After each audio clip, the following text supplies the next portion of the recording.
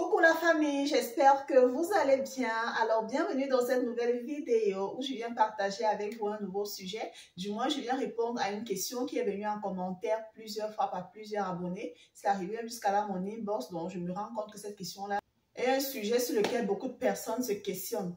Alors je viens vous donner une idée dans cette vidéo.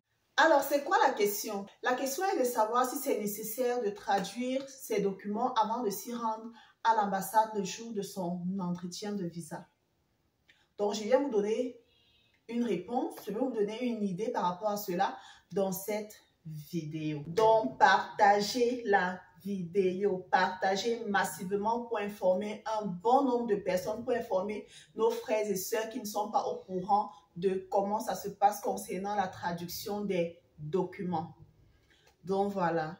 J'ai tenu à faire cette vidéo pour permettre à plusieurs personnes d'en bénéficier et d'être informées. Parce que beaucoup de gens traduisent les diplômes alors que peut-être ce n'est même pas nécessaire de traduire.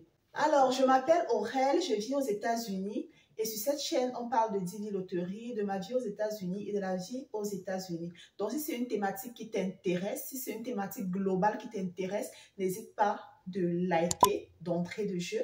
Et surtout, si tu passes sur la chaîne pour la première fois, n'hésite pas de t'abonner et d'activer la cloche de notification pour être informé à chaque fois que je mettrai en ligne un nouveau contenu.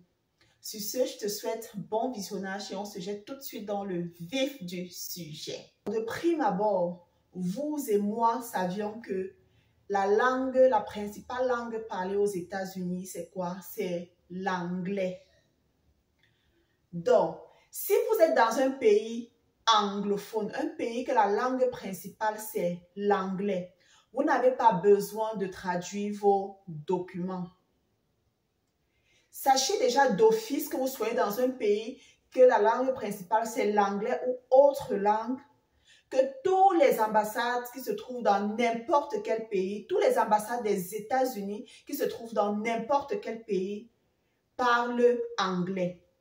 Donc si vous êtes dans un pays où la langue anglaise n'est pas la principale langue et que vous avez fait vos études dans un pays où la principale langue était l'anglais, vous n'avez pas besoin de traduire vos documents parce qu'à l'ambassade des États-Unis qui se trouve dans votre pays, la principale langue déjà, l'une des principales langues, c'est l'anglais. Donc, je tenais d'abord déjà à vous faire part de cela. Maintenant, je vais prendre le cas du Cameroun par exemple. Au Cameroun, la langue nationale, la langue parlée au Cameroun, c'est le français et l'anglais. Si vous êtes au Cameroun et que vous avez fait vos études en français, donc tous vos documents sont en français, vos diplômes sont en français, vous n'avez pas besoin de traduire vos documents en anglais parce que vous partez à l'ambassade des États-Unis pour passer votre entretien. Vous n'en avez pas besoin.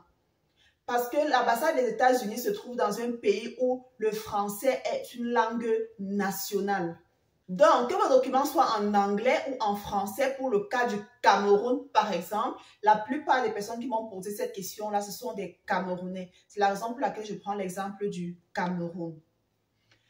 Donc, si dans votre pays, la langue parlée, c'est le français et l'anglais, étant donné qu'à l'ambassade des États-Unis, l'anglais est aussi une langue nationale, vous n'avez pas besoin de traduire vos documents.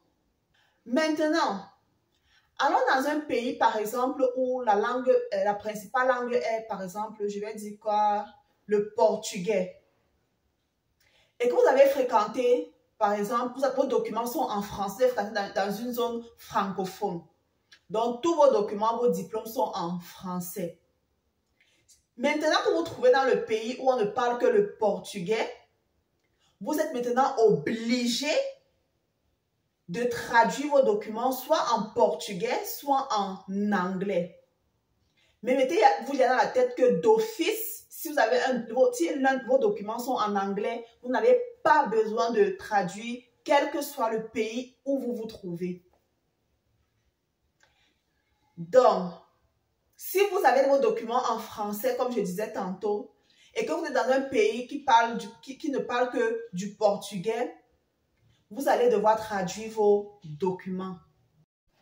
Donc, je réitère mes mots pour qu'on soit vraiment clair et que je puisse me faire davantage comprendre.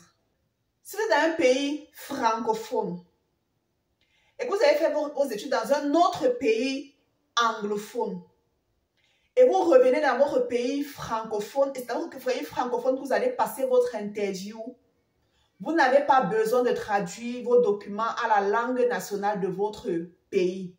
Pourquoi? Parce que l'anglais, c'est la langue nationale des États-Unis. Donc, à l'ambassade des États-Unis de votre pays, qui ne parle que du français, parle également l'anglais dans cette ambassade-là. Donc, vous devez faire que de prendre vos documents et de vous rendre à l'ambassade avec ces documents en anglais là. Il n'y aura pas de souci, on va les valider sans aucun doute.